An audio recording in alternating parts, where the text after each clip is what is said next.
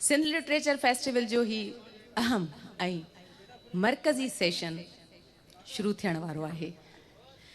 ही सेशन मरकज़ी ऐं तवज्जो तलब इन करे आहे त मुंहिंजे भर में जेका हस्ती हिते मौजूद आहे उन सिंधी अदब सिंध सां बेइंतहा मोहबत कई ऐं उन जे मोट में सिंध ऐं सिंध जे नौजवान उन सां इश्क कयो। कॾहिं कोन थियोम आसारो तंहिं इश्क जो, महबूबन मिंथूं करे सिकण सेखारियो, तंहिंखां पोइ थियोम पसण तंहिं प्रिय जो। अवां जाॾो हींअर सिंध जो उहो अज़ीम ऐं वॾो माण्हू मौजूदु आहे जेको हिक फ़िक्र जी हिक सोच जी सूरत अख़्तियार करे चुको आहे। हो सिंध जो ॾाहो आहे, वॾो लेखक आहे, महबूब लेखक आहे। अवां उनखे चाहियो था। मां अवां खे बिल्कुलु ईअं न चवंदसि त तव्हां ताड़ियूं वॼाए उनखे भली कार चओ, पर मां ईअं चवंदसि त मां अव्हां ते छॾियां थी त तव्हां उनजी आजियां कीअं था कयो। शेख हयात शायदि इन्हनि लाइ चई वियो आहे, कॾहिं बि तो ते द्वार दिलि जा न ॿूटबा तूं भली हली आ, बलुड़क आला तॾहिं बि हूंदा मता चवी आजियां न थींदी। जुनू जोश जज़्बा ज्वाला कंदासीं, तबस्सुम चई वियो, चए थो जुनू जोश जज़्बा ज्वाला कंदासीं, बूटियूं मास ॿारे मशाला कंदासीं, रुगो पक पिरी ॾे तूं पंहिंजे अचण जी, असां ते छॾे ॾे त छा छा कंदासीं। अमर जलील साहब सां कचहरी बि थींदी, सवाल जवाब बि थींदा। सियासत, समाज, सिंधी अदब सभु किथे बीठल आहिनि, उहे पंहिंजी जॻह ते। संदन ज़ात सां वाबस्ता बि कई सवाल हूंदा जेके हिननि जे रूह जे वेझो हूंदा। इहे सभु ॻाल्हियूं थींदियूं ऐं थी सघे थो उन्हनि सवालनि खे अव्हां रिपीटेशन सम्झो, उन्हनि जवाबनि खे अव्हां रिपीटेशन सम्झो, पर इहो ईअं आहे त जॾहिं असां कंहिं माण्हूअ सां मोहबत कंदा आहियूं असांखे पक हूंदी आहे जेकॾहिं उहो बि असां सां प्यारु कंदो आहे पोइ कंहिं बि रिश्ते में त असां खांसि बार बार हिकिड़ो साॻियो सुवालु पुछंदा आहियूं ऐं इहो ॼाणंदा बि आहियूं त उहो असां सां प्यारु करे थो। ऐं उहो सुवालु इहो हूंदो आहे, तोखे मूंसां मोहबत आहे, तोखे मूंसां प्यारु आहे। हक़ीक़त में इहो सभु कुझु उन जवाब जी तस्कीन हासिलु करण लाइ हूंदो आहे जेको चवंदो त हा मूंखे तोसां ॾाढो प्यारु आहे। सो जॾहिं हेॾो अज़ीम माण्हू, वॾो माण्हू जंहिंखे असां महबूब माण्हू चऊं, उहो असांजे साम्हूं हुजे, उन सां मिलणु खिलणु ॻाल्हाइण जो असां वटि मौक़ो हुजे त पोइ रिपीटेशन का एॾी वॾी ॻाल्हि न आहे। अव्हां जे ज़ोरदार ताड़ियुनि में हीअ गुफ़्तगू त शुरू कंदासीं, पर मां चाहींदसि त पहिरियां ॿ लफ़्ज़ हिन फेस्टिवल जे हवाले सां, हिन महफ़िल जे हवाले सां ॻाल्हाइनि ऐं उनखां पोइ अमर जलील साहब पंहिंजी कहाणी अव्हां जे आॾो पेश कंदा। अमर जलील साहब।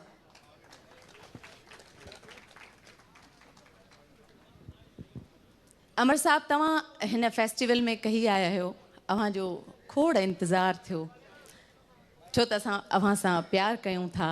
अव्हां इन फेस्टिवल जे हवाले सां कहिड़ियूं उमेदूं रखो था? उम्मीदूं बाबा, उम्मीद चङी रखबी आहे। ॿी उम्मीद कहिड़ियूं रखबी? ऐं घटि में घटि एतिरी त ख़बर आहे त असां हीअं गैदरिंग करे को वॾो को इनकलाब त कोन आणे सघंदासीं।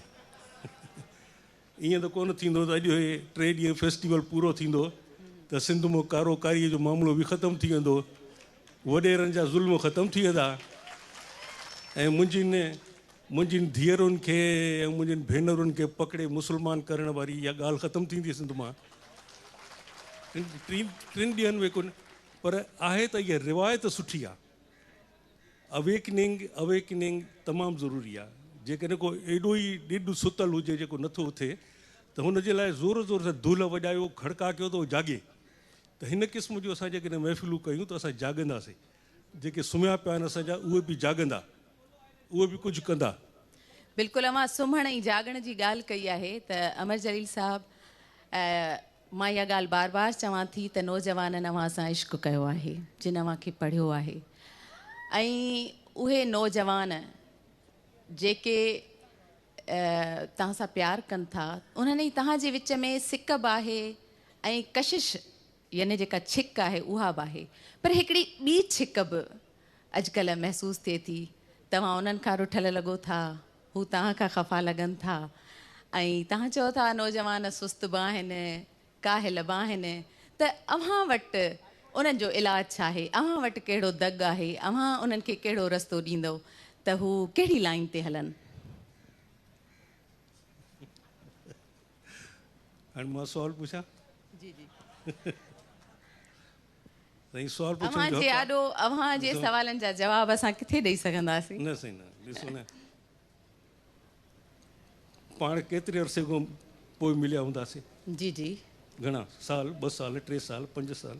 जी जी। तव्हांखे यादि ई कोन हूंदो, मूंखे बि यादि कोन्हे त लास्ट टाइम कॾहिं मिलिया हुआसीं, किथे मिलिया? ठीकु। नंबर 1।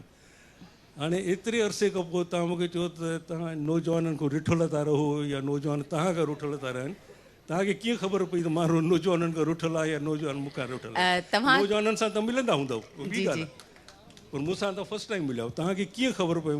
बाबा हे मुंहिंजी एनर्जी आहिनि, रीजोइनेट थींदो आहे मुंहिंजा पोड़ा पोड़ा माण्हू। अमर साहब बिल्कुलु तव्हां सही था चओ त असां त तव्हांजे ॾिसंदड़नि ऐं ॿुधंदड़नि में शामिल हूंदा आहियूं। असांखे त यादि रहंदो त असां तव्हांखे ॿुधूं था, पर तव्हांखे त यादि न रहंदो त इन्हनि हज़ारनि में केरु केरु मौजूदु आहे। न न, हे मां ॿुधायां नौजवाननि सां ऐं अजीब इतफ़ाक़ त शुरू खां अॼु खां 60 65 साल 50 55 60 साल अॻु जॾहिं खां शुरू कयो मूं लिखणु, ईअं नौजवाननि सां ज़िंदगी गुज़री। पोइ इहे नौजवान वरी वॾा थिया, वरी पोड़ा थिया, पर पोइ अञा ताईं उहे यादि रखनि था। इहा उन्हनि जी वॾी महिरबानी आहे मूं ते। पर मुंहिंजी दोस्ती, उथणु वेहणु, ॻाल्हाइणु ॿोलाइणु, जेतोणीकि हाणे मां सफ़ा गोशा नशीनी में हलियो वियो आहियां, that's a requirement of age. हाणे मां अफोर्ड नथो करे सघां एॾो, त इहो सभु मुंहिंजे नौजवाननि खे। मूंखे ईअं लॻंदो त it's my energy, that's my strength, ताक़त आहे मुंहिंजी हीअ सॼी। इन्हनि खां कटिजी मां अलॻि थी वेंदुसि त आई डू वॉट? छा कंदुसि मां? I do nothing. तंहिंजे करे इहो तासुर किथां बि जेकॾहिं कंहिं पैदा करण जी कोशिशि कई आहे त it is totally wrong and absurd, absolutely absurd. I belong to them, they belong to me. बिल्कुलु बिल्कुलु बिल्कुलु। अमर साहब अव्हां जे लिखणनि जा मौज़ूअ त केतिरा ई रहिया आहिनि। सियासत बि आहे, समाज बि आहे, मोहबत बि आहे, अणबराबरी बि आहे, तसवुफ़ बि आहे, पर उहो कहिड़ो पासो आहे, उहो कहिड़ो पहलू आहे, उहो कहिड़ो मौज़ू आहे जिते अव्हां वधीक कंफर्टेबल थी फील कयो था त मां हिते पंहिंजा सभु अंदर जो इज़हार करे सघां थो ऐं मुतमइन थियो था? कहिड़े इन मौज़ूअ में? नथो थिए इहो। अॼु इहा चङो जो तव्हां ॻाल्हि कढी आहे, इज़हार जी आज़ादी ऐं फलां टीर मटीर सभु कूड़ आहे, एब्सोल्युटली एब्सोल्युटली कूड़ रबिश आहे।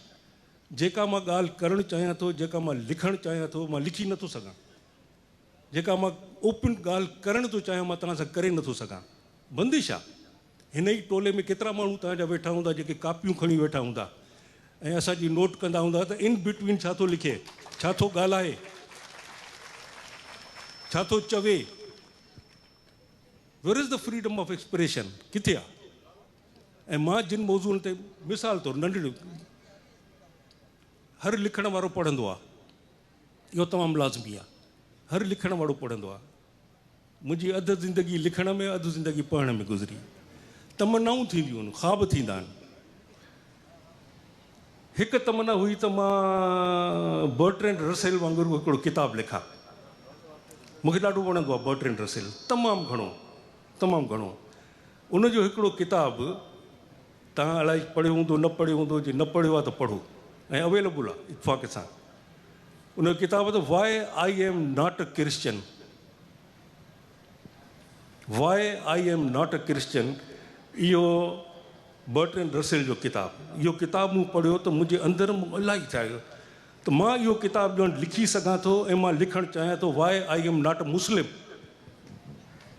Y I am not a Muslim, can I write? हिन मुल्क में इहो किताबु मां लिखी सघां थो। सरकार जे हथ पवण खां अॻु ई सरकार त हथु विझंदी, केस हलंदो, छा थींदो, फलाण थींदो, पर ॿी सरकार जिन खे जनरल ज़ियाउल हक़ पैदा करे हिन मुल्क ते उछले छॾियो आहे ओपन, जिन जूं हुकूमतूं थियूं हलनि पियूं, उहे मुला असांखे जीअरो रहणु ॾींदा अहिड़ो किताबु लिखण खां पोइ? जेकॾहिं मां लिखां why I am not a Muslim, भले मां अंदर में मुस्लिम न हुजां, कूड़ ॻाल्हायां तव्हां सां त मां ॾाढो पको मुस्लमान आहियां, कूड़ ॻाल्हायां यस, जेकॾहिं मां सच ॻाल्हायां आई एम नॉट अ मुस्लिम, मूंखे मारींदा। जेकॾहिं मां कूड़ ॻाल्हाईंदो त मां जीअरो रहंदुसि। तंहिंजे करे सॼी कूड़ ते ज़िंदगी थी गुज़रे। तंहिंजे करे इहो चवण ते सभु कुझु करियो। खुशवंत सिंह जो नंढिड़ो किताबु, इट्स वेरी, खुशवंत सिंह वणंदो आहे, एंड ऑफ इंडिया, हुनजो किताबु खुशवंत सिंह जो, इहो मूं पढ़ियो। मूंखे ईअं लॻो त इहो this is the book that I can write, ऐं मूंखे लिखणु घुरिजे, मां लिखी सघां थो। एंड ऑफ पाकिस्तान, ख़ासि करे जॾहिं बांग्लादेश अलॻि थियो उन वक़्तु इहो मूंखे ख़्यालु आयो त एंड ऑफ पाकिस्तान लिखिजे। छोजो पाकिस्तान टुटी पियो, बट आई कैन नॉट। मूंखे दोस्त हूंदा आहिनि न वरी वीचारा सलाहूं ॾियण वारा हमदर्द बि हूंदा आहिनि, पर उहो फॉर साइटेड, परे ताईं ॾिसी न सघंदा आहिनि। चऊं साईं कोई परवाह ई न कर, तूं किताबु लिख, इहो असां ॿाहिरि ॾींदासीं कंहिंखे, फलाणो पब्लिशर छपींदो, हो छपींदो। मां चयो किताब त छपिबो, मां काॾे वेंदुसि, मां काॾे वेंदुसि? मां हाणे हिन उमिरि में किथे असाइलम त वठी नथो सघां, न हले थो हथु न पेर, मां काॾे वेंदुसि? तंहिंजे करे किताबु किथे बि छॾींदो। ऐं हिते जेके ग्रे हाउंड्स वेठा आहिनि उहे छॾींदा कोन। तंहिंजे करे इहो तसवुरु करणु त there is a freedom of expression नथो करे सघिजे। हाणे हींअर जेका मां कहाणी तव्हांखे पढ़ी ॿुधाईंदुसि, इहो 2 महीना अॻु इन अञा फस्ट ड्राफ्ट में ई आहे, इहो मूं पढ़ियो, heritage for the preservation of heritage of Sindh, उन्हनि अवार्ड सेरेमनी का हिकिड़ी कई हुई, उन में मुंहिंजा पढ़ी। काफ़ी उन में कुझु असांजा हुया जे नाराज़ थिया, ब्लास्फेमी आहे त फलाणो वाटी। भई छाजी ब्लास्फेमी आहे, मूंखे ख़बर हुअणु घुरिजे न। मुंहिंजे अंदर में जेके सुवाल आहिनि, जेसिताईं सुवाल मां न पुछंदुसि, उनजो मूंखे को ख़ातिर ख़्वाह जवाबु न मिलंदो, त इहा मुनाफ़क़त आहे त मां उन बिना जवाब जे मां वेठो हुजां हा हा कंदो रहां। आई वुड लाइक टू नो। तो कंहिं क़िस्म जी इन ग़लतफ़हमीअ में घटि मां न आहियां। आई एम 80+ ऐं हिन उमिरि ताईं मूंखे पकी ख़बर पइजी वई आहे त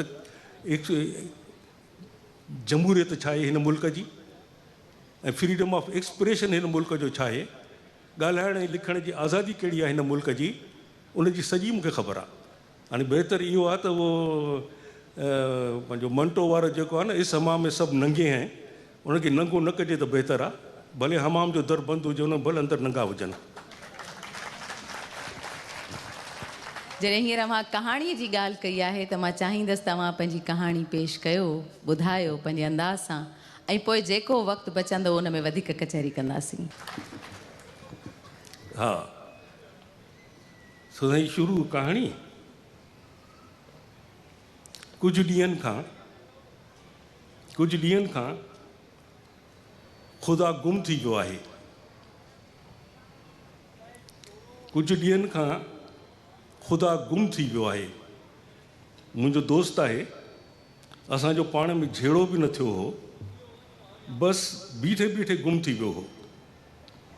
थोरी देरि लाइ मूंखे ख़्यालु आयो हो त ख़ुदा खे पक गुम करे छॾण वारनि खंयो आहे। हुननि वटां मोटी अचणु महाल आहे। ख़ुदा वरी कॾहिं मोटी कोन ईंदो, ऐं जेकॾहिं मोटियो बि त हू मूंखे सुञाणे न सघंदो, हू कंहिंखे बि सुञाणे न सघंदो। खांसि सभु कुझु विसरी वेंदो, खांसि पंहिंजी ख़ुदाई विसरी वेंदी, खेसि पंहिंजो नालो बि यादि न रहंदो। गुम करे छॾण वारनि वटां मोटी अचण खां पोइ अक्सर ईअं ई थींदो आहे।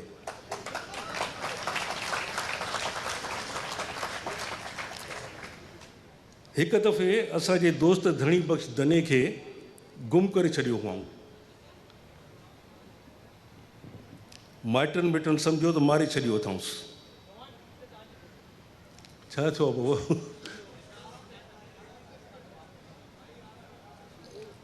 क्या हो गया भाई? यार खुदा को तो नहीं ढूंढ रहे उधर कहीं उसको।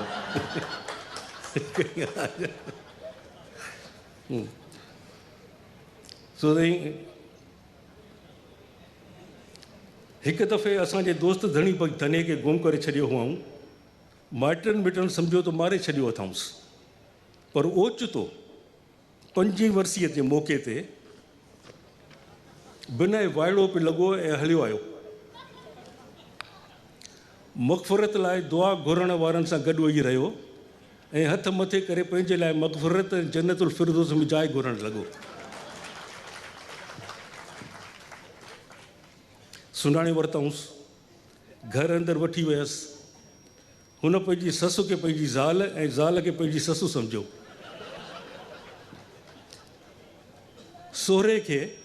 पंहिंजे सोहरे खे तालिबाननि जो शहीद आज़म ज़ियाउल हक़ सम्झियईं। पंहिंजे सोहरे खे तालिबाननि जो शहीद आज़म ज़ियाउल हक़ सम्झियईं। अॼुकल्ह गिदू बंदर में बंदि आहे ऐं रंगनि जे तफ़ावत में मुंझी पियो आहे। वाङण खे मूरी ऐं मूरीअ खे वाङण सम्झंदो आहे। मूंखे डपु हो त गुम करे छॾण वारे ख़ुदा सां बि धणी बख़्श जहिड़ी तादी न कई हुजऊं। ख़ुदा खां जेकॾहिं अछे ऐं कारे जो फ़र्क़ु विसरी वियो त पोइ कारे कारीअ बदिरां हू अछे अछीअ खे मारे विझंदो। वसवसनि में बिफलंदे मूंखे ख़्यालु आयो त ख़ुदा आख़िर ख़ुदा आहे। गुम करे छॾण वारनि खे गुम करे मोटी ईंदो। मूंखां सवाइ रही न सघंदो, मां बि उन खां सवाइ रही न सघंदो आहियां। ख़ुदा मोटी ईंदो। पर मुंहिंजनि मिटनि माइटनि ऐं दोस्तनि ऐं दुश्मननि जो रायो आहे त मूं वारो ख़ुदा मोटी न ईंदो। हुननि मुताबिक़ मूं जंहिंखे ख़ुदा सम्झो आहे सा असुल में स्वर्गवासी गोपाल दास जी आत्मा आहे। स्वर्गवासी गोपाल दास मुंहिंजो हम उमिरि हो। वॾी वईअ में धर्म मटाए मुस्लमान थियो हो। ढिजणो हो तंहिं करे तूर न करायो हुअईं।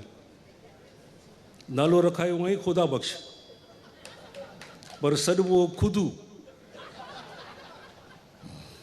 रोज़े निमाज़ जो पको पाबंद, 5 ई वक़्त मस्जिद में ॾिसबो हो। हिकिड़े ॾींहुं मौलवी साहिबु कुंड पासे वठी वियुसि। चयईंसि ॿुध ख़ुदा बख़्श, तूं जेसिताईं तूर न कराईंदे तेसिताईं पको मुस्लमान न थींदे। ख़ुदा बख़्श उर्फ़ खुदू कंबी पियो। डपु वराए वियुसि।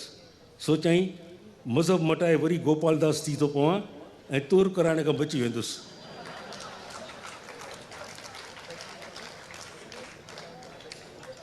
दोस्तनि सां सलाह कयईं। दोस्तनि ख़बरदार कयोसि।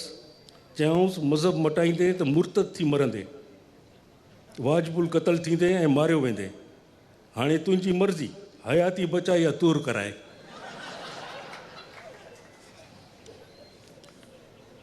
ख़ुदा बख़्श हयातीअ खे तरजीह ॾिनी। दोस्त खेसि पग ॿधी ॻिचीअ में गुलनि जा हार पाराए हजम ॾे वठी विया। तेसिताईं डप में ख़ुदा बख़्श जो अधु साह वञी पेरनि में पियो। कुरीड़े वांगुरु बि कंबियो। दोस्तनि दसे क़ाबू कयुसि। छड़ियूं पियो हयाईं। वीचारे हजम खां भुल चुक थी वई।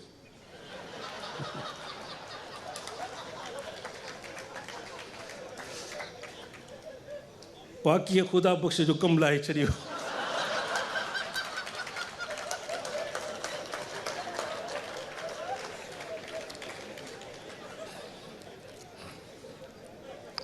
एॾी ब्लीडिंग थियसि जो अस्पताल खणी वेंदे दम धणीअ ते हवाले कयईं। इन में को शक कोन्हे त ख़ुदा बख़्श जे मरण जो मूंखे ॾाढो ॾुखु थियो हो, पर इहो क़तई ग़लति आहे त ख़ुदा बख़्श जो रूह मूंसां लह विचड़ में आहे या मां ख़ुदा बख़्श जे रूह सां लह विचड़ में आहियां। मूं जॾहिं खां होश संभालियो आहे ख़ुदा मूंसां गॾु आहे। मां जॾहिं रांदीकनि सां रांदि कंदो हुउसि तॾहिं ख़ुदा मूंसां गॾु वेही रांदीकनि सां रांदि कंदो हो। घिटियुनि में ईटी ॾकर रांदि कंदो हुउसि, मूंसां गॾु घिटीअ में ईटी ॾकर रांदि कंदो हो। स्कूल में, कॉलेज में, यूनिवर्सिटीअ में मूंसां गॾु हूंदो हो। मूंसां गॾिजी सिनेमाउनि में फिल्म ॾिसंदो हो। हीअ उन्हनि ॾींहंनि जी ॻाल्हि आहे। जॾहिं सिंध जो मुग़ल आज़म सदर में हिकु सिनेमा ॿाहिरां टिकेटूं ब्लैक में विकिणंदो हो।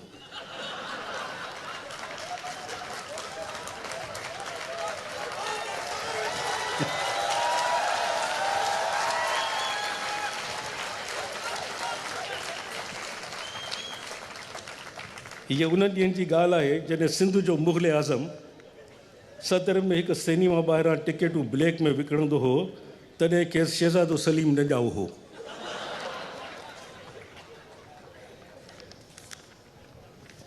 मुंहिंजे चवण जो मतिलबु आहे त ख़ुदा मुंहिंजो वहम न आहे, हू आहे।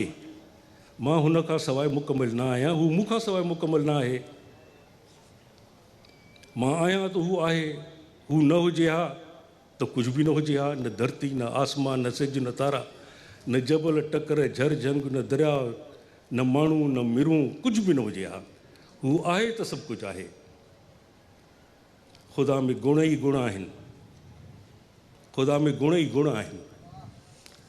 खेसि कावड़ न ईंदी आहे,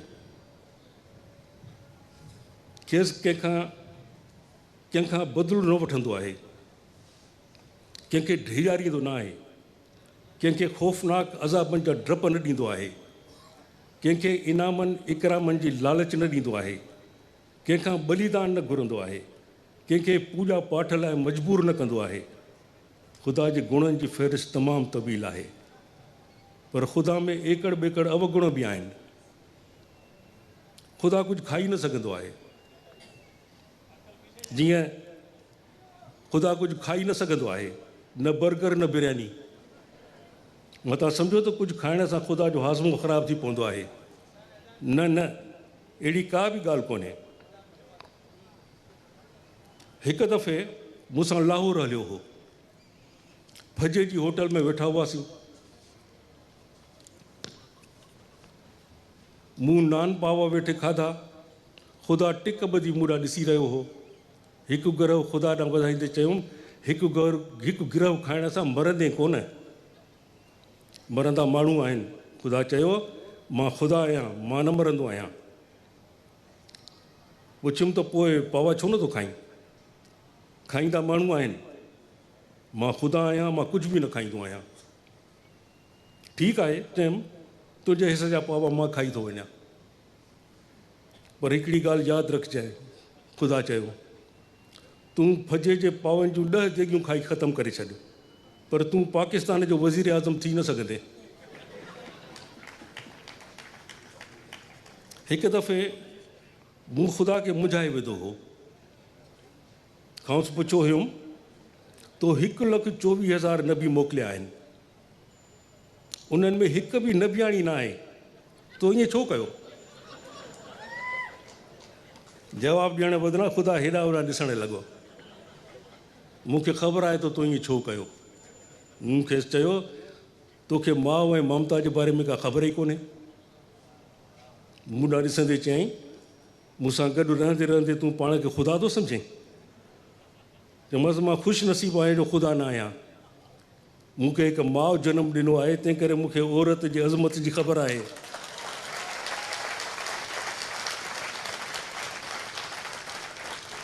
चयुमि, ख़ुदा तूं ॾाढो बदनसीबु आहीं, तोखे कंहिं माउ जनमु ई न ॾिनो, तंहिं करे तोखे ख़बर ई न आहे त हिकु माउ ऐं हिकु माउ जी ममता छा थींदी आहे। ख़बर हुजे ई आहे त 10-15 नबियाणियूं ज़रूरु मोकिले हा। तो हीअ दुनिया मर्दनि लाइ ठाही आहे, रावणनि ऐं राकासनि लाइ ठाही आहे। ख़ुदा चयो त हिकदमि औरत करे छॾियां। चयोमांसि, अहिड़ो कर न कजांइ, अहिड़ो कर न कजांइ। हिकदमि चयुमि, मूंखे 4 घर वारियूं आहिनि। हिकदमि चयो, अहिड़ो कर न कजांइ, मूंखे 4 घर वारियूं आहिनि ऐं 4 ॿाहिरि वारियूं आहिनि। मां औरत थी पियुसि त अज़दवाजी ज़िंदगी में ख़लल पवंदो, शरई मसइला पैदा थींदा ऐं इस्लामी जमहूरियत पाकिस्तान ख़ुदा जे आइन में तरमीम करणी पवंदी। ख़ुदा जो इहो वॾो गुण आहे जो ख़ुदा खे माउ न आहे। ख़ुदा जो इहो वॾो अवगुण आहे जो ख़ुदा खे माउ न आहे। हुनखे कंहिं बि न ॼणियो आहे। ख़ुदा जो हिकु ॿियो अवगुण ॾाढो दुखदायक आहे, जेके ॾुखो ईंदड़ आहे, अफ़सोसनाक आहे। सॼे जग जहान लाइ जोड़ा पैदा कयईं, झिरक लाइ झिरकी, शींहं लाइ शींहणे ऐं माण्हुनि ऐं मिरुनि लाइ बि जोड़ा ख़लकिया अथई, पर पाण खे छड़ो छांड रखियो अथई, पंहिंजे लाइ मोनिस पैदा न कई अथई। छड़े छांड खे दुनिया शक जी निगाह सां ॾिसंदी आहे। माण्हू थी दुनिया में अचे हा त ख़ुदा खे रहण लाइ मसवाड़े ते जाइ न मिले हा।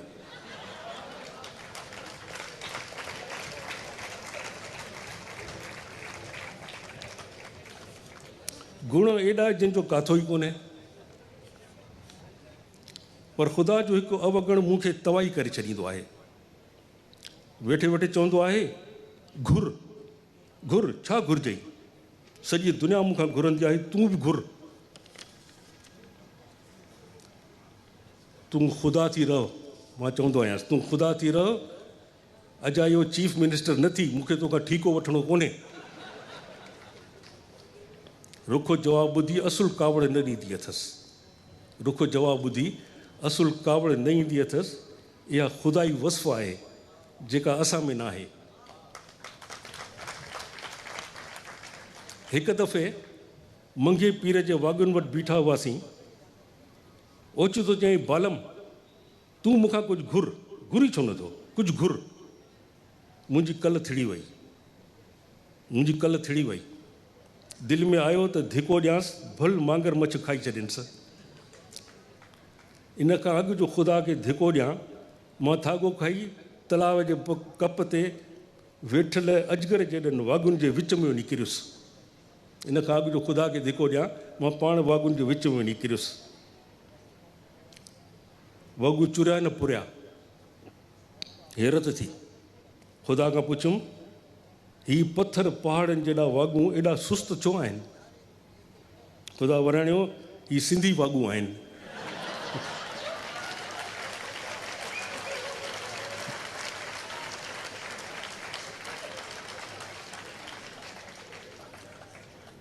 हिकिड़ी शाम बोट बेसन ते पसार पिए कयोसीं।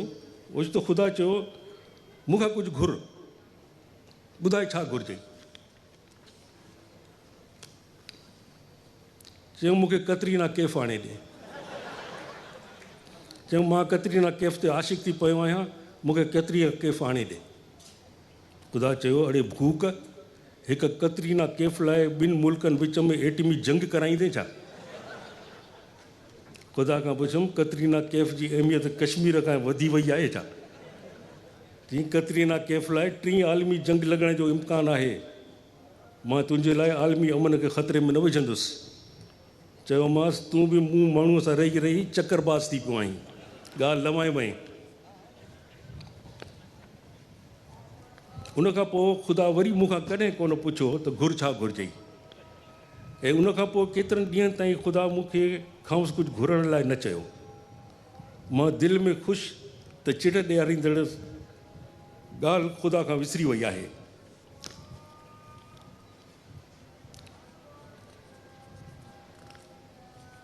मां दिलि में ख़ुशि त चिड़ ॾियारींदड़ ॻाल्हि ख़ुदा खां विसरी वई आहे, जंहिं ते मूंखे ॾाढी चिड़ ईंदी हुई। घुर, ॿाॾाए, लीलाए, मूंखां कुझु घुर। ख़ुदा जी इहा ॻाल्हि मूंखे बिना न वणंदी हुई। मुंहिंजे इज़त नफ़्स खे मजरू कंदी हुई। हिकु दफ़ो मूंखे एॾी चिड़ अची वई हुई जो विच सदर में रड़ियूं करे चयो हुउमि, मां फ़क़ीर न आहियां, मां पेनू फ़क़ीर न आहियां, मैं भिकारी नहीं हूँ। ॿुधी थो ख़ुदा, मैं तुझसे भीख नहीं मांगूंगा। माण्हुनि जो अंबो गॾु थी वियो। मूंखां सवाइ कंहिंखे बि ख़ुदा नज़र न पियो आयो। हिकु झूने जोगीअ मुंहिंजे कुल्हे ते हथु रखियो ऐं चयो, कौन कहता है कि तुम भिकारी हो?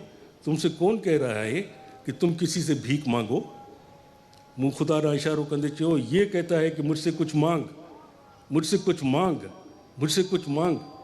मुझे कुछ नहीं चाहिए, मैं भिकारी नहीं हूँ, मैं भिकारी नहीं हूँ। माण्हुनि हेॾां होॾां ॾिठो, खेनि को ॾिसण में कोन आयो। मूंखे मजबूर सम्झी मुंहिंजी हालति मूंखे छॾींदे अफ़सोस कंदे हलिया विया। पर मुंहिंजी ख़ुशफ़हमी देर पा साबित न थी। मुंहिंजी ख़ुशनसीबी देर पा साबित न थी। हिकिड़े दफ़े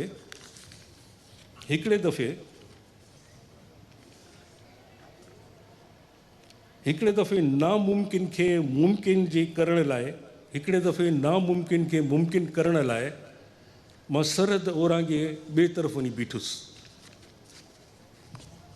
ॿिए तरफ़ वञी बीठुसि बबुर आॾो झोल झले बबुर खां ॿेर घुरियमि तॾहिं ख़ुदा जो आवाज़ु ॿुधुमि चई बबुरनि खां ॿेर थो घुरी मूंखां घुर छा घुरिजई मुंहिंजे पोयां अची बीठो हो चयुमि ॾटा न ॾे मूंखे ख़बर आहे त तो वटि कुझु बि कोन्हे तूं मूंखे कुझु ॾेई न सघंदे अड़े तूं घुरी त ॾिस अजायो ज़िद न कर अलाह ख़ुदा अजायो ज़िद न कर ख़ुदा मूंखे ॾियण लाइ तो वटि कुझु बि कोन्हे मां ख़ुदा आहियां ज़िद न कंदो आहियां अॼु घुर जेकी वणे ई घुर चयो मां सोचे वठि चई सोचींदा माण्हू आहिनि मां ख़ुदा आहियां घुर जेकी घुरिजई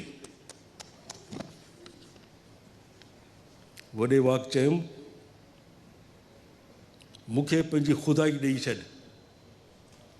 मूंखे पंहिंजी ख़ुदाई ॾेई छॾ ऐं पाण मूं वांगुरु माण्हू थी हलियो आहे मूंखे पंहिंजी ख़ुदाई ॾेई छॾ ऐं पाण माण्हू थी हलियो आहे न फोट न ॿोॾ मिरुनि वारी माठ सदियूं विहामी वयूं मुंहुं वराए ॾिठुमि ख़ुदा गुम थी वियो हो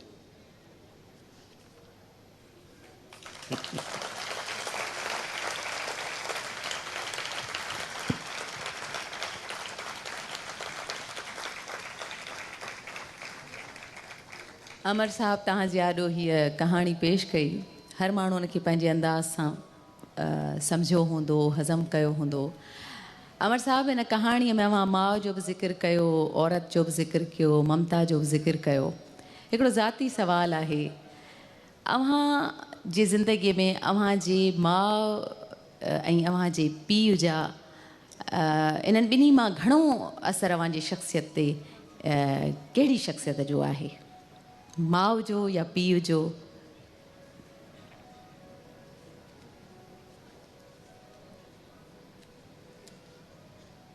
मुंहिंजी सोच सॼी ऐं उहा मुंहिंजी माउ ते मुंहिंजी माउ 110% सूफ़ियाणी हुई 110% सूफ़ियाणी मंदरनि में वञे गिरजाउनि में वञे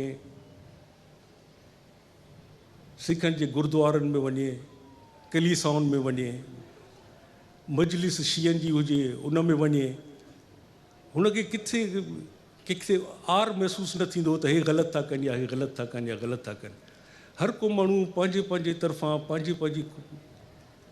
पंहिंजे वित आहुर उहो जेको हिकिड़ो ख़ालिक आहे हिकिड़ो मालिक आहे उनखे सुञाणण जी उनखे ॻोल्हण जी कोशिशि थो करे पोइ तरीक़ा उन्हनि जा मुख़्तलिफ़ आहिनि उहो नंढड़े हूंदे खां इहो मूं पंहिंजे माउ खां अहिड़े नमूने ऐं मां पंहिंजे फादर खां he was gem of a person उनखां मूं टॉलरेंस सिखियो छो जो diametrically oppose to each other मुंहिंजी मदर ऐं मुंहिंजो फादर हिक ॿिए खां कॾहिं मूं घर में ज़िंदगीअ में कॾहिं जेसि ताईं ॿई ॼणा जीअर हा ओखो लफ़्ज़ हिक ॿिए खे ॻाल्हाईंदे या कॾहिं नाराज़ थींदे कॾहिं कोन ॾिठो जेको आहे सच टॉलरेंस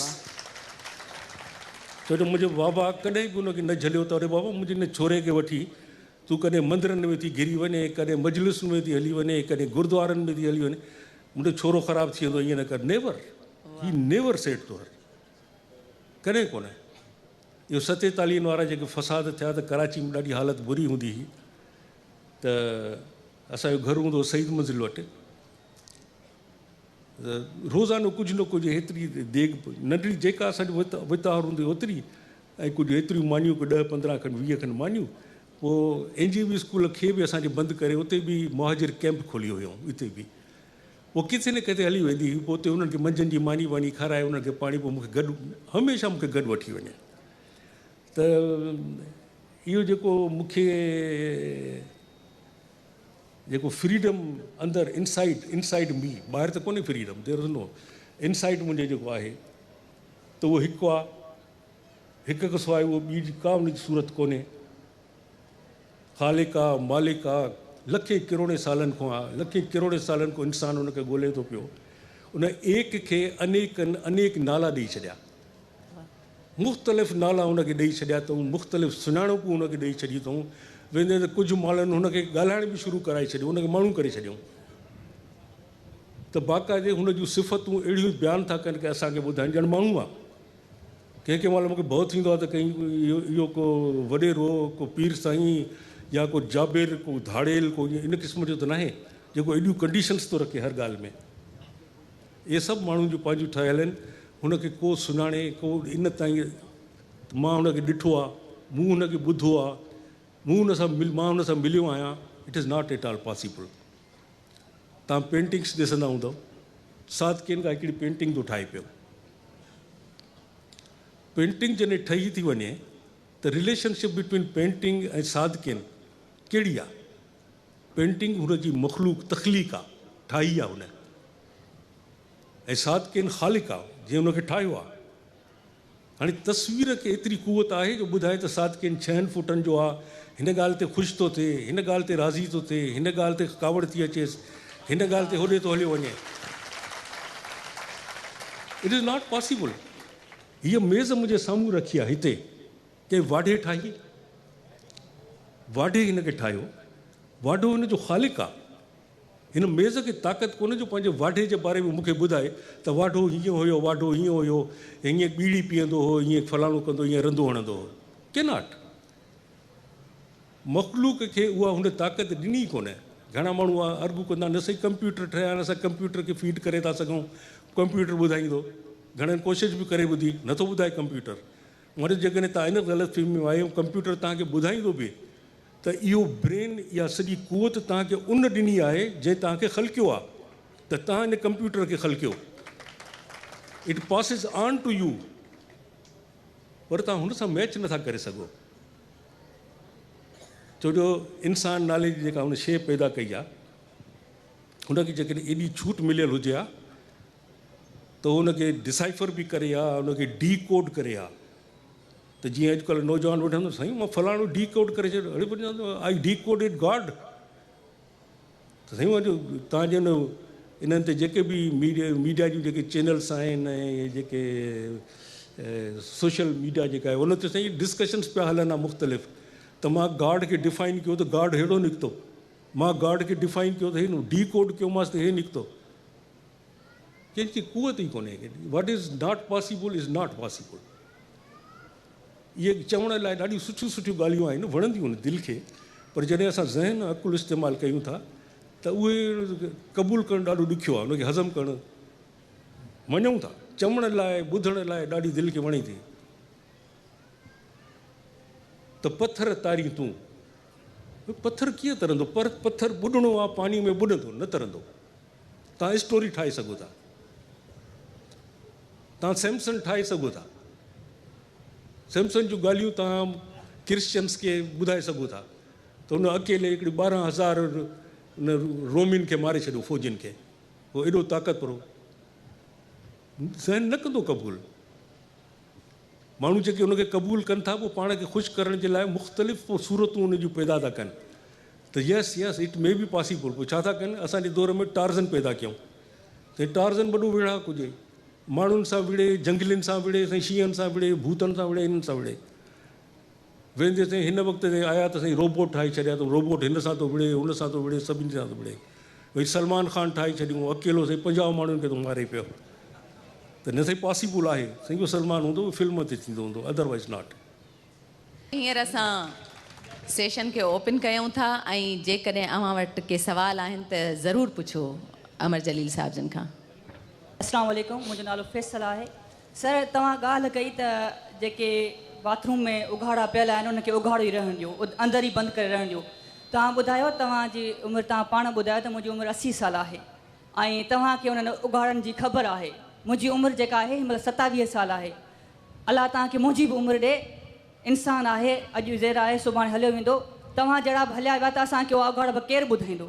प्लीज़ पहिरीं त उन ते तव्हां फोकस कयो। ॿी ॻाल्हि इहा आहे त तव्हां ॻाल्हि कई सिंधियुनि जी, त सिंधी वाॻूं असां सभु हिते मुंहिंजे ख़्याल में उहे ई वेठा आहियूं। तव्हां उनजे मुतलिक़ छा कंदो ऐं उनखे मज़ीद एक्सप्लेन कयो त वॾी महिरबानी थींदी। Thank U.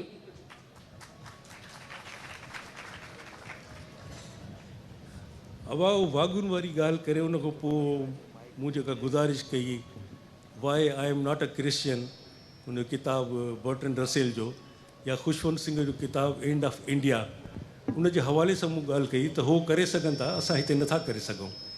सभु नंगा पंहिंजी नंगाईअ सां बाथरूम जो दर खोले था छॾियूं, पंहिंजे मुकमल नंगाईअ सां, हर क़िस्म जी नंगाई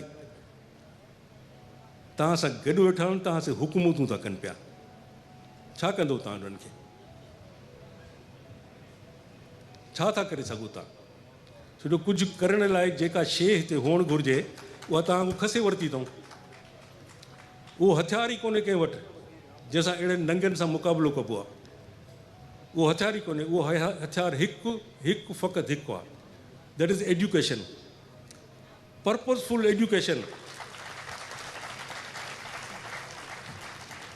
असां जहिड़ा ग़रीब मुल्क तव्हांखे इलाही नंदनि ते मिलंदा। पाकिस्तान अकेलो ग़रीब मुल्क कोन्हे, असांजे हिन ख़िते में बि इलाही करे, श्रीलंका तव्हां हलिया वञो, उते नंगा हुकूमत छो नथा कनि? इन करे जो 90% माण्हू पढ़ियल आहिनि, नंगनि खे ॾियनि ई कोन था, वोट ई नथा ॾियनि।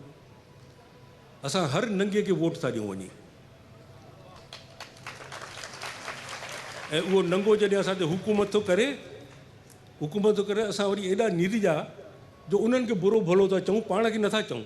बाबा को बि अॼु ताईं हिकिड़ो बि एग्ज़ाम्पल ॿुधायो जेको पाण पंधु करे वञी बीठो हुजे असेंबली जे दर ते, दर खोलाए अंदरि सीट ते वेही रहियो हुजे। Just one example. असां हुननि खे मोकिलियूं था, तव्हां ऐं मां वोट ॾेई हुते था विहारियूं ऐं पोइ वरी था वेही उन्हनि खे हेठि मथे ॻाल्हायूं। अहिड़ो दौरु अचणु घुरिजे जंहिंमें असां पाण खे हेठि मथे ॻाल्हायूं, पंहिंजे ख़िलाफ़ु ॻाल्हायूं, त शायदि असांखे होश अचे त असां कहिड़ियूं ग़लतियूं कयूं था, त ॿिए दफ़े असांखे शायदि एतिरो होश अचे त उन्हनि नंगनि खे वोट न ॾियूं। छा करणु वरी ॻाल्हि जेका मूं तव्हांखे ॿुधाई, एजुकेशन जेका आहे दैट्स अ मस्ट। उन खां सवाइ कोन्हे। जेको सिंध में बाक़ाइदे सिस्टमेटिक वे सां बेड़ो ॿोड़ियो वियो आहे, उनजो रीज़न कंहिंखां लिकियलु कोन्हे। छो जो जेकॾहिं एजुकेशन आई त पीरी मुरी जी सिंध में हली वेंदी। सिंध ते छह ॼणा सिंध ते हुकूमत था कनि पिया।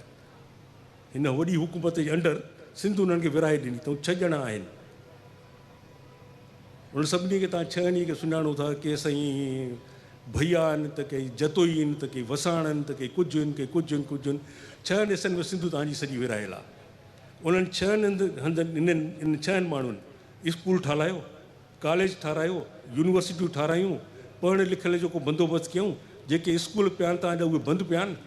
छो जो उनखे ख़बर आहे शऊर ईंदो एजुकेशन सां ईंदो, ऐं जंहिं ॾींहुं शऊर आयो त इहे माण्हू, इहे नंगा जेके आहिनि, इनखे वोट कोन मिलंदो, इहे अॻिते असेंबली में कोन वेंदा, उते ॿिया के माण्हू वेठा हूंदा। तंहिंजे करे तव्हां को हथियार ई नथा तव्हांखे हथ में ॾियनि। हाणे असां ॿिए सवाल जी तरफ़ हलूं था। जेकॾहिं को सवाल अव्हां वटि आहे त ज़रूरु पुछो। अमर जलील साहब, दिस इज़ डॉक्टर नीलकंठ साईं हेॾे। सो मुंहिंजो सवाल तव्हां खां इहो आहे साईं नीलकंठ, मुंहिंजो सवाल इहो आहे साईं त मां 3 मुसलसल प्रोग्राम तव्हांजा कहाणियूं ॿुधां पियो, लिटरेचर फेस्टिवल में, पाकिस्तान म्यूज़ियम में बि। तव्हां इहो अलाह ते 3 स्टोरियूं पढ़ियूं आहिनि मुख़्तलिफ़ तरीक़नि सां, ऐं मां अलाह जो नालो घटि यूज़ कंदुसि। जीअं तव्हां चयो फ़िक्र जी आज़ादी कोन्हे त मां हिन खे भॻवानु चवंदुसि, डपु विघे त तव्हां इहो असां नंढे हूंदे खां जंहिं तरबियत में रहियासीं त चयूं बाबा हिननि दुनिया में मज़हब जे दीन धर्म जे नाले में हेॾा फ़साद थिया, हेॾियूं मुश्किलूं, तंहिंजे करे बाबा हिन खां तौबा, आईंदा असां भॻवान जो नालो कोन खणंदासीं, ऐं असां विसारे छॾियो हो। पर तव्हां असांजा महबूब आहियो, तव्हां 3 मुसलसल ॻाल्हियुनि में असांखे वरी भॻवानु यादि करायो आहे। त इन जे जवाब में मूंखे हिकिड़ो जॉन एलिया जो शेर मां गुज़ारिश तव्हांखे कंदुसि। अकुल होश की सारी आसाइशें तुमने जुनू के सांचे में ढाल दी, हमने तर्क इश्क कर लिया था लेकिन तुमने फिर बाहें गले में डाल दी। Beautiful beautiful beautiful. साईं पिच ॾाढी ॾुखी आहे खेॾणु बैटिंग लाइ। हाणे असांजी क्रिकेट अंदरो थी ॻाल्हाए, खेॾणु वेंदा हुआसीं, राति जो मींहुं थोरो थोरो पियो, पिच ख़राबु आहे, पिच गड़बड़ आहे, थोरी खेॾी नथो सघिजे।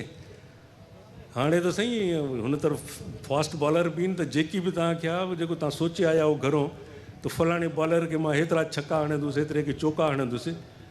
हर बॉल तव्हांखे ॾिसी ॾिसी खेॾणो आहे। स्ट्रेटेजी तव्हांखे चेंज करणी थी पए। हे कनु हितां तव्हां झले सघो था, पर हिन खे हितां बि फिराए झले सघिजो था। कनु झलणो आहे, स्ट्रेटेजी तव्हांखे इस्तेमालु करणी आहे, किथां बि कयो।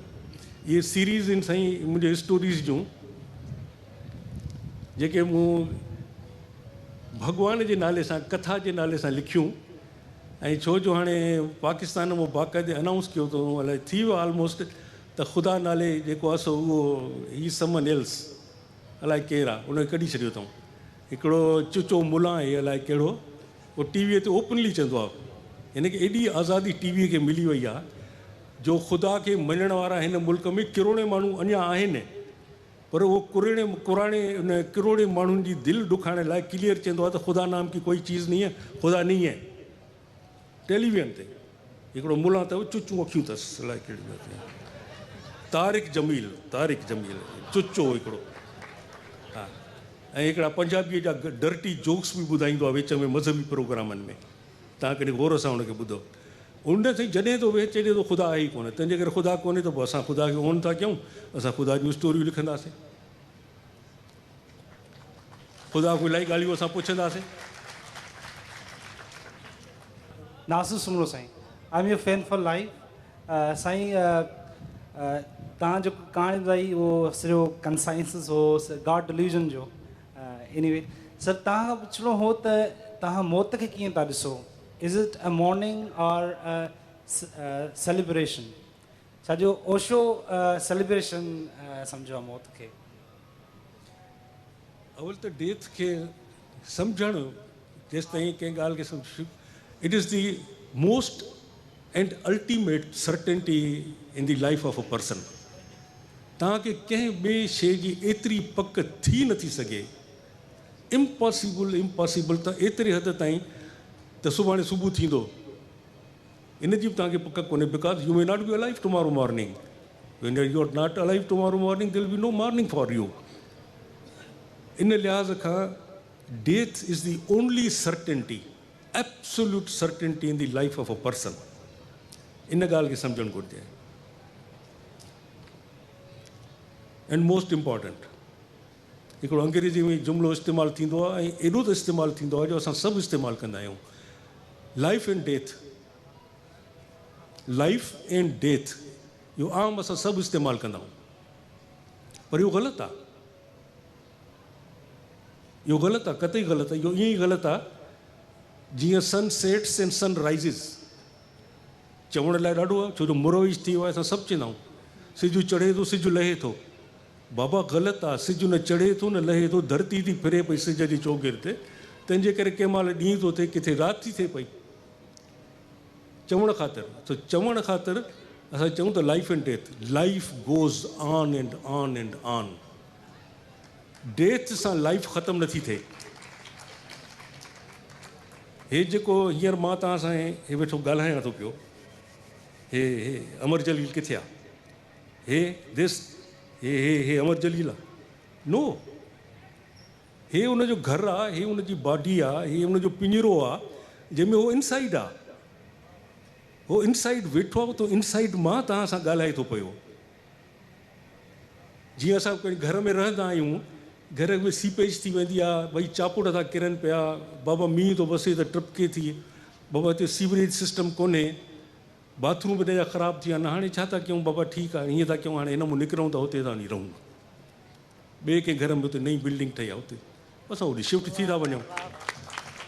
पोइ इहे कुदरत जा कानून ठहियल आहिनि त हीअ बॉडी जॾहिं असांजी ख़राबु थी थिए, पोइ हिनखे फट फुरणियूं, तरह तरह जूं बीमारियूं, त कैंसर, त छा, त टीबी, त टीर मोटीर, पोइ हुन में अंदरि जेको असांजी हिन बॉडीअ में, हिन पिंजरे में जेको रहे थो, उहो बेज़ार थो थिए।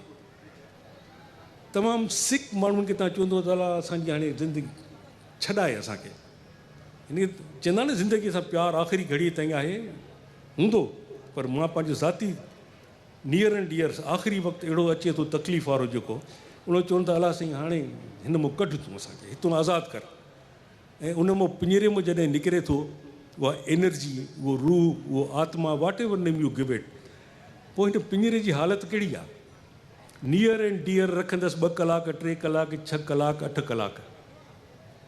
कोल्ड स्टोरेज जी मां ॻाल्हि नथो कयां, जनरली 8 कलाकनि खां पोइ धप थी करे बॉडी ख़राब थी थिए, डीकम्पोज थी थिए, वञी छॾे था अचनि।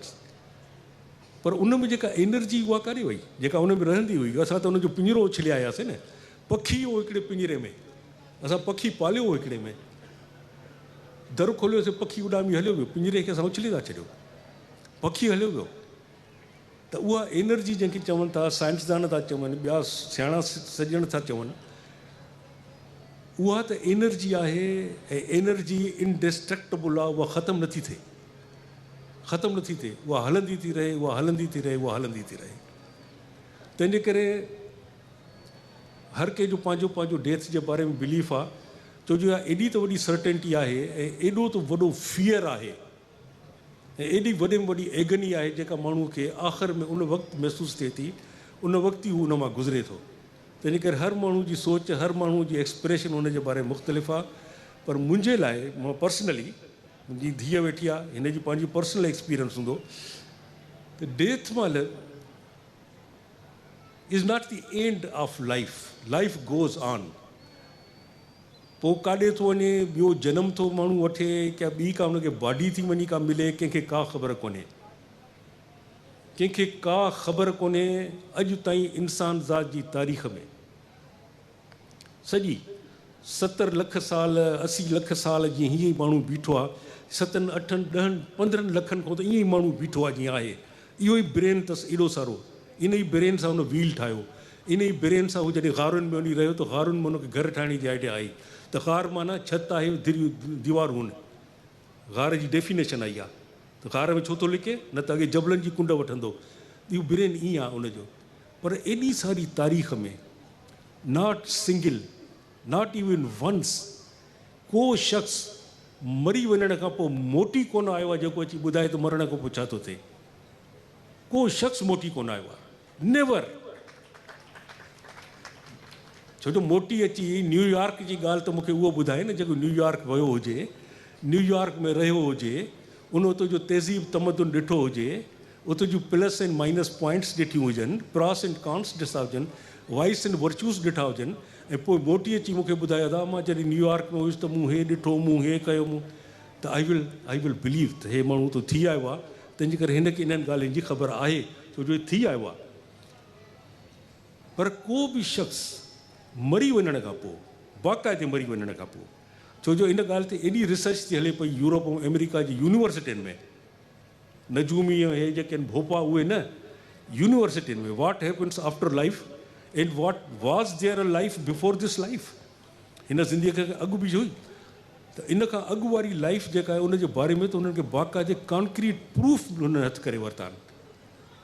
त असां जॾहिं हिते हिन दुनिया में हिते अचे थो हिकिड़ो ॿारु, उहो ॿारु ॾिसण में त असांखे ॿारु थो अचे, पर किथां आयो आहे, कीअं आयो आहे, हू हुननि जा इमेजिस खणी थो अचे। हुनजी जेका हार्ड डिस्क अलाह साईं हुनखे ॾेई छॾी आहे, उन में हुनजा इमेजिस आहिनि, उन में हुनजूं लाइक्स ऐं डिसलाइक्स आहिनि। त मरी वञण खां पोइ डायरेक्ट वापसि अची जेको ॿुधाइण त भई मरी वञण खां पोइ हीअं हुयो, पोइ हीअं हुयो, पोइ हीअं हुयो, it is not at all possible. इहो तव्हांखे हर माण्हू जेको इन बारे में सोचे थो, मुख़्तलिफ़ क़िस्म जी का टर्मिनेशन तव्हांखे ॾींदो त बाबा चङा कम कंदव त चङी हंधि वेंदव, पोइ इहो रिलीजन थो अचे। And I always avoid religion, reference to any religion, छो जो हर रिलीजन में मुख़्तलिफ़ डेफिनेशन ॾिनल आहे। And I have respect and regard for all the believers, छो जो दिलि ॾुखाइण असां सूफ़ियुनि जे मज़हब में वॾे में वॾो गुनाह आहे। जेकॾहिं को बुतनि खे बि पूॼे थो न, आई रेस्पेक्ट दैट पर्सन, छो जो हिकिड़ो पढ़ियलु लिखियलु माण्हू आहे ऐं PhD आहे या उन अपर एटमॉस्फेयर साइंटिस्ट आहे, सभु कुझु करे थो, पर उहो बाज़ार में हिकिड़ो 500 रुपए जो बुत आणे उनखे पूॼे थो, त there is maybe something, छो जो मां उन सां नथो उनखे एप्रीहेंड करे सघां, उनखे सम्झी सघां, त उनखे बि मां रेस्पेक्ट कंदो आहियां, छो जो उनजो व्यू आहे। अहिड़े नमूने जेको जंहिंजो व्यू आहे उनखे सम्झण जे लाइ, जेके असां सम्झी नथा सघूं, सॼी ज़िंदगियूं असां गुज़ारे था छॾियूं, तंहिंजे करे रिलीजन खे मां अलॻि रखी लॉजिक एंड रीज़न ते मां ॻाल्हाइणु पसंदि कंदो आहियां। उन ई हवाले सां मूं चयो त death is not the end of life, life goes on. Amazon जा जेके रेन फॉरेस्ट आहिनि या हिते बि असां ॾिसंदा आहियूं, वणनि खे अंदरि केरु थो भाणो ॾियणु वञे उते, गुॾ केरु थो करे वणनि खे उते, जिते सिज जा किरणा नथा अचनि। ईअं ई उते वणनि जे टारियुनि ते उन्हनि जा गुल, उन्हनि जा पन पीला था थियनि, पीला थी हेठि किरनि था, पहाड़ुनि में वञी उनजे पवनि था थोरो वटि, they turn into manure, भाण था थियनि, वरी उन मां मथे था अचनि ऐं वरी उते नयूं कोंपलूं थियूं पैदा थियनि, new life starts on branches. This goes on and on. तंहिंजे करे अबा Nasir, I very strongly believe that death is not the end of life. पर छा आहे त असां हिन बॉडीअ में जंहिंखे असां ॾिठो आहे उहो इमीडिएटली हलियो थो वञे जंहिं महिल, त ॾुख त थियणो आहे न। It is a human, we are. हिकिड़ो दोस्त असां सां गॾु अची 15 ॾींहं रहे थो असांजे घर में, ॾाढा सुठा ॾींहं असां गुज़ारियूं था। जॾहिं तव्हां हुनखे डिपार्चर करणु रेलगाॾीअ ते हवाई जहाज़ ते वञो था, उहो हलियो थो वञे, तव्हांखे ॾुख थिए थो, तकलीफ़ थिए थी, मोटी अचो था घर ख़ाली ख़ाली लॻे थो त हिन कमरे में तव्हांजो दोस्त रहियो हो। That is something very natural, it goes with the life. त जंहिंसां तव्हां ज़िंदगी जा 40, 50, 60 साल तव्हांजो फादर, तव्हांजी मदर, तव्हां उन्हनि सां गुज़ारिया पंहिंजी ज़िंदगीअ जा। Now they will not be physically in front of you, you will not be able to touch them, छो जो हुन पखी जेको पंहिंजो पिंजरो हो हुन में छॾे हुनखे हलियो वियो, but they have not gone for ever, we do not know. पर मूंखे फील थींदो आहे त they are always with us, छॾे नथा वञनि। वाह वाह। सिंध चवंदा आहिनि त सूफ़ियनि साधन ऐं संतनि जी धरती आहे, ऐं सूफ़ी ई जेको आहे सो इंसानियत जी अज़मत जी ॻाल्हि करे थो। दुनिया जी हर शइ खां वधीक इंसान जी दिलि आहे जंहिंजो हू ख़्यालु करे थो। मज़हबनि मुल्क में माण्हू मुंझाया, शेखी पीरी मुर्शिदीअ बेहद भुलाया, कि निवड़ी निमाज़ूं पढ़नि किनी मंदिर वसाया, ओॾा कीन आया अकुल वारा इश्क खे। जेकॾहिं आख़िरी सवाल हॉल मां अचे त हिकिड़ो सवाल वठूं था, उनखां पोइ असां पंहिंजे प्रोग्राम खे पुॼाणीअ तरफ़ वठी वेंदासीं। अस्सलाम वालेकुम साईं, मां मारूई सोलंगी, नर्वस आहियां थोरी, सॉरी। मारू सोलंगी? मारूई सोलंगी जी। त मुंहिंजो क्वेश्चन इहो आहे त जीअं साईं चयो त जेके असांजा इक़्तिदार में माण्हू वेठा आहिनि, उन्हनि खां बचण लाइ असांखे तालीम जो रस्तो अख़्तियार करिणो पवंदो। हाणे जंहिं तालीमी इदारे में मां पढ़ां थी, उते जेको आहे सो शागिर्द सियासत ॾोह आहे, एॾी ॾोह आहे जो असांखे कढी छॾींदा, रेस्टिगेट करे छॾींदा। हाणे रेस्टिगेट जीअं तव्हां चयो त जेका आहे ज़हनी आज़ादी हुजे उहा ज़रूरी आहे, ऐं ॿाहिरि जेका कढिजे थी उहा आज़ादी ॿाहिरि न आहे। सो जेकॾहिं सियासत को शागिर्द यूनिवर्सिटीअ में बि नथो सिखे त किथे सिखंदो। ॿी ॻाल्हि त असां जेको आहे अहिड़ा मौज़ू जेके आहिनि, जीअं मज़हब आहे, जीअं जेको आहे मल्टीकल्चरल एजुकेशन आहे, जीअं सियासत आहे, उहा जेकॾहिं न सिखंदासीं, तालीमी इदारनि में ई नथा सिखूं, त उहा तालीम जेका असां इन्हनि मौज़ुनि खे कढी ऐं तालीम सिखूं था, उहा छा एतिरी लेवल जी आहे त असां दुनिया में अॻिते जेको आहे सो सिंध खे रिप्रेज़ेंट करे सघूं। यानी शागिर्द सियासत जे हवाले सां छा चवंदो? ऐं ख़ासि करे मूंखे लॻे थो त इज़हार जी आज़ादीअ वारी ई ॻाल्हि पई करे मारूई। उहा ई ॻाल्हि कई बाबा। ॻाल्हि छा आहे त हिन क़िस्म जूं जॾहिं गैदरिंग्स असांजी थियनि थियूं त हाणे छो जो हे मल्टी पर्पज़ गैदरिंग आहे, जंहिंमें असां कल्चर बि डिस्कस करे सघूं था, असां म्यूज़िक बि डिस्कस करे सघूं था, लिटरेचर डिस्कस करे सघूं था, पोइट्री डिस्कस करे सघूं था, फिलॉसफी डिस्कस करे सघूं था। पर के वरी ख़ासि अलॻि अलॻि क़िस्म जा गैदरिंग्स थियूं थियनि, उते ॻाल्हायूं था। जीअं मैग्नीफाइंग गिलास हूंदो आहे न, वॾो करे शीशो, जेको कंहिं बि शइ ते तव्हां रखो त हुनखे वॾो करे ॾेखारे। हाणे असांजी ॿारड़ीअ जेके सुवाल पैदा कया, उन में मूंखे ईअं लॻो त she has focused her entire attention on education and educational systems that are on vogue in this country. उन ते उन शीशो रखियो आहे हीअं करे, ऐं उनखे सॼो उहो एजुकेशन जी उणायूं ऐं गड़बड़ी उहा सॼी उनखे उन में नज़र थी अचे पई। उन में पोइ साईं जेकॾहिं गड़बड़ आहे त पोइ उनखे चङी तरह असां ॾिसूं त जंहिं मुआशिरे में जंहिं मुल्क में एजुकेशनल मिनिस्टर जेको तव्हांजो थिए थो, मिनिस्टर फॉर एजुकेशन, जंहिंखे हिकिड़ी सिट लिखणु नथी अचे, जेको कंहिं हिकिड़े सब्जेक्ट ते ॻाल्हाए कोन थो सघे, त इहो बि तव्हांजे हिन सिस्टम जो हिकिड़ो हिसो आहे। हाणे सुवाल थो पैदा थिए त छा सॼी, this is very important and U must give it a serious thought, त छा इहो मैग्नीफाइंग गिलास जेको असां हिन एजुकेशन ते रखी उनखे ॾिठो आहे, इतो मां जेकॾहिं हटाए इनखे लॉ एंड ऑर्डर ते खणी वेंदुसि, सिंध जा थाणा, सिंध जी पुलिस, सिंध जा जमादार, सिंध जा SHO, सिंध जा DSP, SP, उन्हनि ते जॾहिं मां वञी रखां थो, तव्हांखे छा थो नज़र अचे? हेबतनाक दोज़ख जो तस्वुरु जेको असांखे ॾिनो थो वञे, इहे सिंध जा थाणा, सिंध जी पुलिस दोज़ख क्रिएट कयो आहे सिंध जी बहिराणियुनि लाइ। सिंध जी बहिराणियूं दोज़ख आहिनि। हिकिड़ो ऑलमोस्ट अणपढ़ियल SHO, उहो जंहिंखे वणेसि ॻोठ मां कंहिं बि ग़रीब मिसकिन खे खणी वञे, थाणे ते रखे, उनजी बेइज़ती करे, उनजे औरतुनि मर्दनि सभिनी जी बेइज़ती करे, को पुछण वारो कोन्हे। इहो मैग्नीफाइंग गिलास तव्हांजो उन ते खणी अचो साईं। हेल्थ सिस्टम ते इस्पतालुनि में माण्हू छड़ियूं हणंदे इस्पताल जे ॿाहिरूं मरी था वञनि, दवा कोन्हे, डॉक्टर कोन्हनि, हर तरफ़ जा जाॾे बि उहो तव्हां मैग्नीफाइंग गिलास खणी वेंदव, तव्हांखे वॾी थी उहा शिकल नज़र थी अचे ऐं तव्हां छिरकी था पोइ। इन जे लाइ हिकिड़ो ई असां वटि लफ़्ज़ आहे, हिकिड़ो ई जुमिलो आहे, that I would like to repeat, it is a total and complete degeneration of a society. We are suffering from total and complete degeneration of a society. सॼो हिकिड़ो कोलैप्स आहे, it's a total complete collapse. हिकिड़ो नओं जनम इन में वठिणो आहे। हाणे कीअं थींदो, छा थींदो, it is another discussion, another sessions. त हिते सोशल साइंटिस्ट अची विया आहिनि असांजे लाइ, छो जो we are not social scientist. जेके इकनॉमिक्स पढ़ाइनि था, सोशियोलॉजी पढ़ाइनि था पिया, सोशल साइंसिस पढ़ाइनि था पिया, सोशल वर्क पढ़ाइनि था पिया, they are the genuine people who can come and sit and discuss ते छा थो थिए पियो असां सां। इहो छो थो, इन में कहिड़े क़िस्म जी असां कयूं त असां जान छॾायूं इन्हनि माण्हुनि मां। अदरवाइज़ इहो तव्हां, दिस इज़ माई ऑब्ज़र्वेशन, ऐं जेकी मां ॾिसंदो आहियो आहे 70 सालनि खां, it is total and complete degeneration of a society and it goes on and on and on.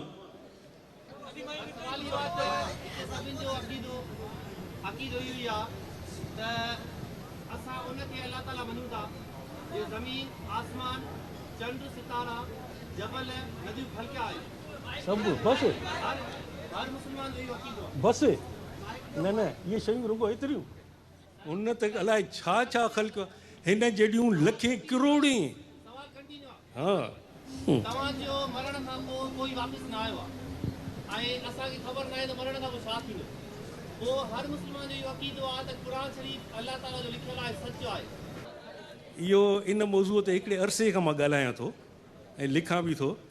ऐं क्रिकेट वारी ॻाल्हि मां कंदुसि, पिच ख़राबु आहे, खुली नथो ॻाल्हाए सघिजे, इन करे मूं थोरी देरि अॻु इहा ॻाल्हि कयो त सभिनी अक़ीदनि सां एतिराम, सभिनी जी इज़त, कंहिंजी दिलि ॾुखाइणी कोन्हे। तंहिंजे करे असां जेके ॻाल्हाईंदासीं रिलीजन्स खां हटी। तव्हां जेके ॻाल्हि कयो था एग्ज़ैक्टली इहे ई ॻाल्हियूं क्रिश्चनिटीअ में बाइबिल खोले ॾिसो, अखर बाए अखर ईअं ई लिखियलु आहे जीअं तव्हां था ॿुधायो। उन खां अॻु हज़रत मूसा ते लथो तौरेत, अखर बाए अखर एग्ज़ैक्टली ईअं ई लिखियलु आहे जीअं तव्हां था ॿुधायो। असां उन्हनि जा नाला नथा खणूं। हिंदू धर्म में त बाक़ाइदे लिखियलु आहे त असां हीअं थींदो, असां ॿियो जनमु वठंदासीं। तंहिंजे करे अक़ीदे जी ॻाल्हि न आहे, लॉजिक एंड रीज़न ते ॻाल्हाइबो। त पथर पाणीअ ते तरंदो न तरंदो। हिकिड़ी ॿी ॻाल्हि, मां टियों चोथों ॾींहुं बि किथे हिकिड़ो लेक्चर ॾिनो ऐं मुंहिंजा हिंदू भाउर भेनरूं वेठियूं हुयूं, उन ते मूं अग्नि परीक्षा ते ॻाल्हायो त बाबा सीता वीचारी रावण जे मुसीबतुनि मां बची आई। गौर सां सीता वीचारी मुसीबतुनि मां, रावण उनखे खणी वियो, जंग लॻी, हेॾो खून रेज़ी थी, सीता वीचारी आई। त छो जो मर्द जो मुआशिरो आहे न, हर कानून हर क़ाइदो मर्द ठाहियो आहे। विद ड्यू रेस्पेक्ट, हिकिड़ो मां आख़िर चवां थो, नाराज़ न थीजो। जेके बि अनेक अलाह साईं जे ॻोल्हा में या क्रिएटर ख़ालिक जे ॻोल्हा में लखे करोड़े सालनि कोन्हे, उन्हनि खे फ़क़ति मर्द आयो आहे तसवुर में।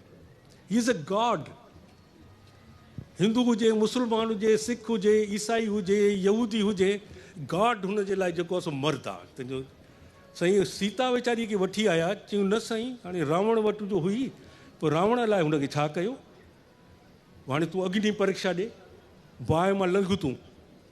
हाणे हो हेॾी मुसीबत में निकिती आहे, अकुल जा बंदा, जेकॾहिं रावण हुनजी का बेहुरमती कई त हुजे हा, पर तव्हां बि सज़ा ॾींदव छा हुनखे?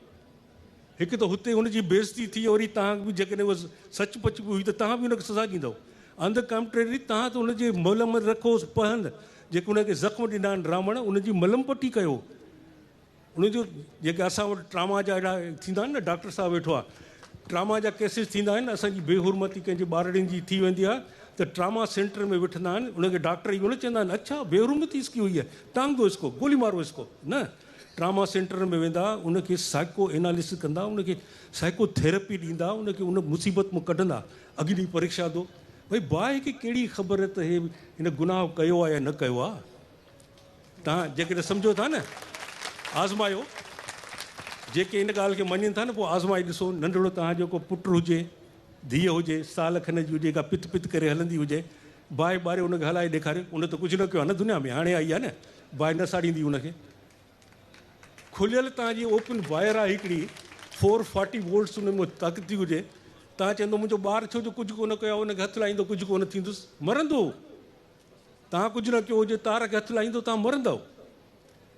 जेके ॻाल्हियूं क्लियर आहिनि, क्लियर आहिनि। अग्नि परीक्षा, उहो मारू ई वीचारी मुसीबत उमिरि उनखे खणी वियो आहे रेस्पेक्ट उमिरि। असांखे जेके एॾे साल ग़लति ॻाल्हियूं ॿुधाईंदा उमिरि जे बारे में ॾाढो, बाबा उहो अहिड़ो वीचारो मिसकिन माण्हू, 6-7 महीना उनखे माईअ खे पाण वटि रखियईं, चईसि तूं मूंसां शादी कर।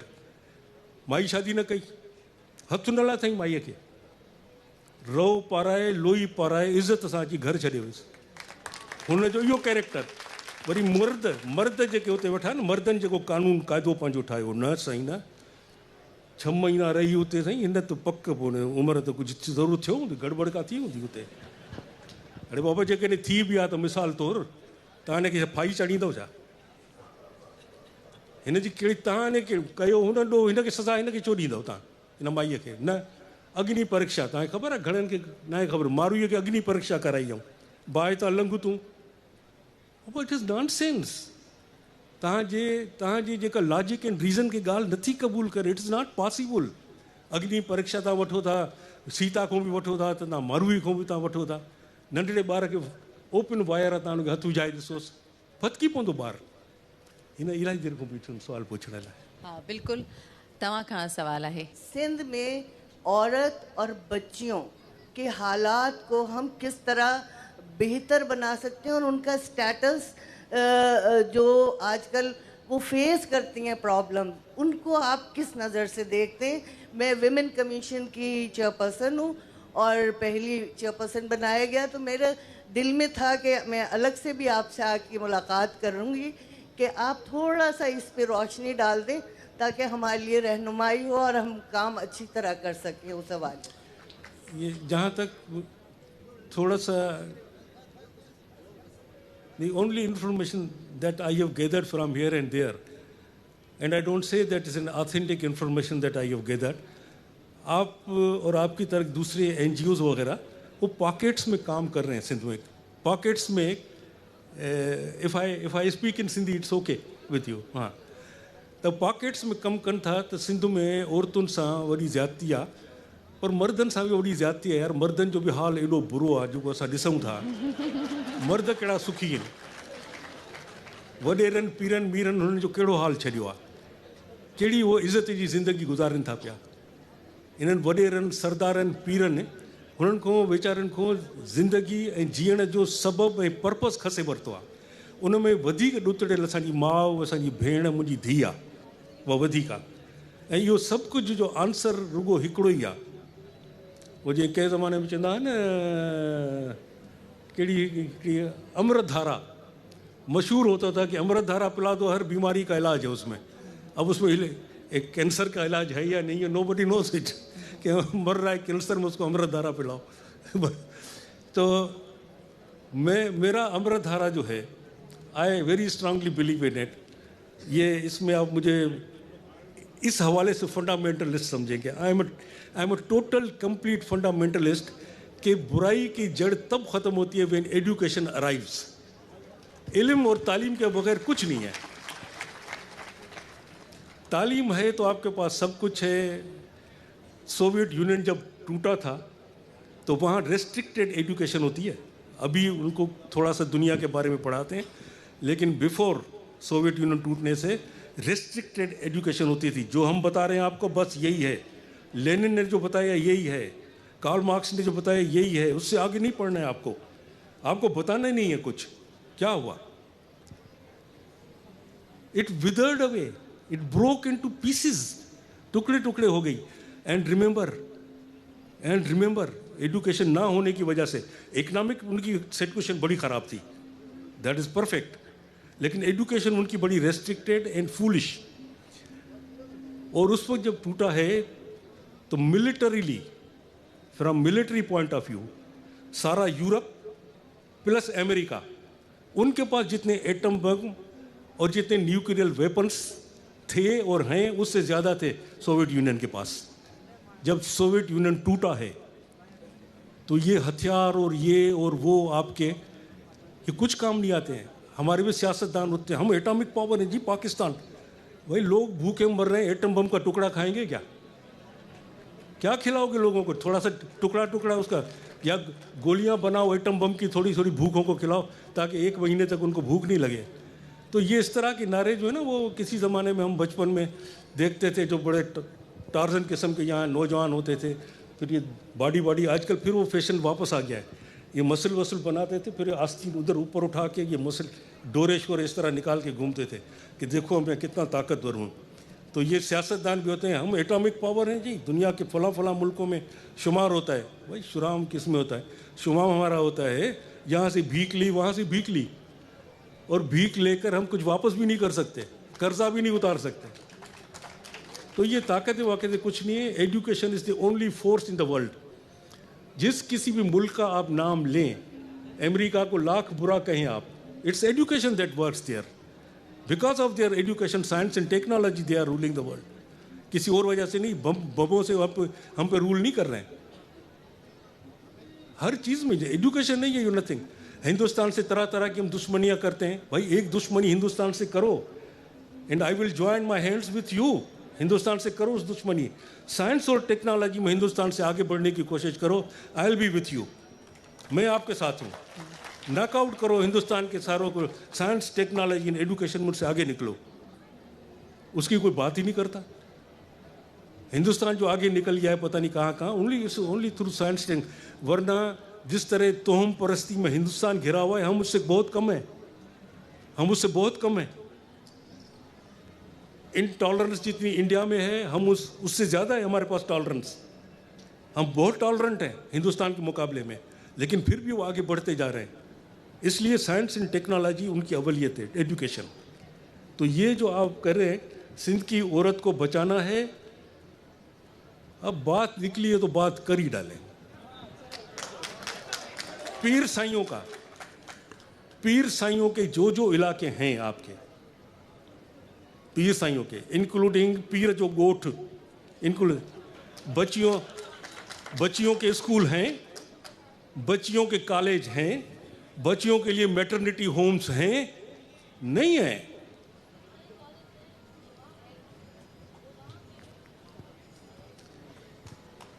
यानी अमर साहब चयो आहे त हर जेका बुराई आहे उनखे ख़त्म तॾहिं करे सघिजे थो जॾहिं असां वटि तालीम जो सिस्टम बहाल थींदो। मुझो नालो प्रोफेसर डॉक्टर रज़िया खोखर आहे। मां तव्हांखां हिकिड़ो सुवाल थी पुछां। तव्हां चयो त अलाह साईं नबी पैदा कया, नबियाणी पैदा न कई, ठीकु आहे। अलाह साईं वली पैदा कया, वलियाणी पैदा न कई। अलाह साईं जे ख़ल्क़ दुनिया कलंदर पैदा कया, हिकिड़ी अधु कलंदरियाणी पैदा कई। असांजो मिल्कियत में हिसो अधु, असांजी शाहिदी अधु, त छा असांजा गुनाह बि अधु काउंट थींदा आख़िरत में? Very good.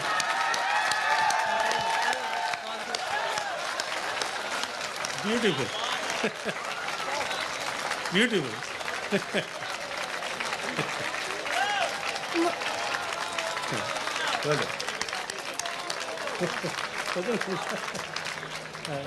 मुंहिंजो सवाल आहे त जेको आहे इहा जेका कराची में जेका बि स्कूल आहिनि त हुन में जेकी बि प्राइवेट स्कूल आहिनि हुन में सिंधी छो नथी सेखारी वञे?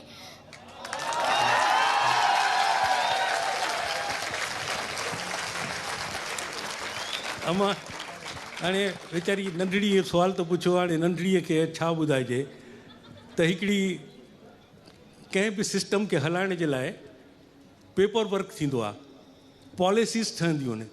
जॾहिं तव्हांजी पॉलिसी डिफेक्टिव आहे, तव्हांजी पॉलिसी में नुक़्स आहे, जेकॾहिं पॉलिसी में इहे ॻाल्हियूं लिखियलु हुजनि हा त बाबा सिंधी असांजी सिंध जी तव्हांखे जेकॾहिं सिंधु तव्हांखे नथी वणे त सिंधी दुनिया जे क़दीम ॿोलियुनि मां हिकु ॿोली आहे जंहिंखे तव्हां सिखंदव त तव्हांजो भलो ई थींदो, तव्हांजी बुराई न थींदी। पर पॉलिसी में किथे लिखियलु त हुजे जंहिंखे इम्प्लीमेंट कनि। इम्प्लीमेंटेशन जी सॼी इहा ॻाल्हि आहे त उहा किथे एजुकेशन डिपार्टमेंट में कंहिंमें खड़ु तेल हुजे जेको इहो कमु कराए। मां सम्झां थी त हींअर जेको अदीअ आख़िरी सवाल पुछो हो या ॻाल्हि कई उहो ई हिकिड़ो ज़बरदस्त क्लाइमेक्स आहे। ऐं अमर साहब तव्हांजूं महिरबानियूं। दिलि त चवे थी तव्हां सां, दिलि त चवे थी अहिड़ा हज़ारे सेशन थींदा रहनि, अवां ॻाल्हाईंदा रहो, असां ॿुधंदा रहूं, ईअं ई अवां सां मुहबतूं ऐं इश्क कंदा रहूं ऐं कंदा रहंदासीं। इहो असांजो तव्हां सां वाइदो आहे। अवां जी महिरबानी।